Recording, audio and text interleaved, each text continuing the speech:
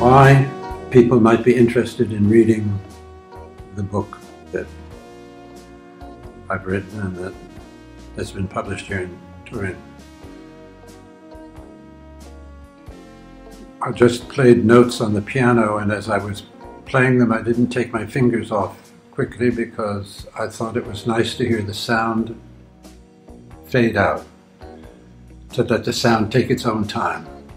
And I think that's one of the reasons that it might be interesting to read Una Storia Tedesca, is because it's about the interior processes, thinking and feeling of a man and two girls who live in difficult times and who manage to develop a form of resistance to what is going on in their world, which is to say Nazi Germany in 1935, by taking their own time, by not being caught up in what everybody else is doing, marching, shouting, waving flags, hitting other people over the head. They manage to preserve their own identity and their own connections and find each other because they are singular individuals. One is a 16-year-old girl, one is a 17-year-old girl, and then there's art teacher who is maybe 23. He's a young man, he's a young teacher.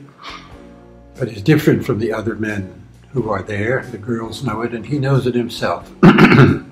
His mother encourages him, and we discover this world, this interior world, slowly. I guess I could say there's not a lot of action in the first 30 pages. We move through the city of Berlin, we discover the world.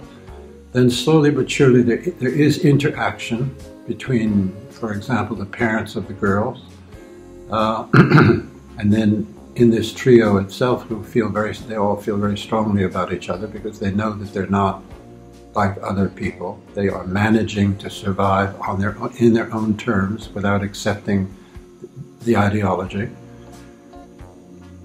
And I think what happens in a way to their credit is they take their time, and the writing takes its time to demonstrate that it's possible. So it's a book, the story, I won't say the book, the story is about a form of resistance. And slowly but surely, the form of resistance that each takes is to preserve his or her own individuality through forms of expression which are poetic but strong and establish value positions. And I think the business of resistance today is, if I can be outspoken, it has become even more important relative to what's just the elections in the United States, where there's a sort of assumption that this is what has happened, the sort of the tidal wave of change in the American politics means that everybody has to conform. I don't agree. I think you have to take your time to find out how to resist, and maybe there is even in this story this sort of kind of allegory of what happens in Germany in the 1930s. It's excessive to put it that way, but still an example of how you can find your own world, and yet finding your own world, find the strength to act upon the outside world.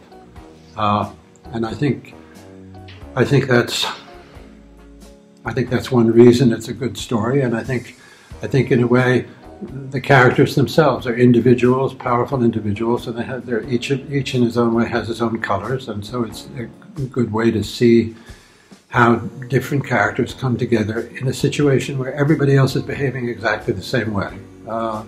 And these people maintain their individuality, and I think even I would go so far, it's not just about Germany in 1935, but the world in which we live, even today, where everybody's on Facebook and everybody has social networks and so on and so forth. But information and connection is not the same thing as meaning. Meaning takes time to come out, and these people in this book do discover that there is a meaning, and it's almost dangerous what they go through and what happens, but in the end, it's the meaning which endures.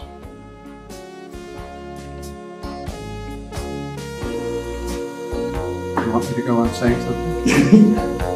I'm not sure what else. You have to ask another question.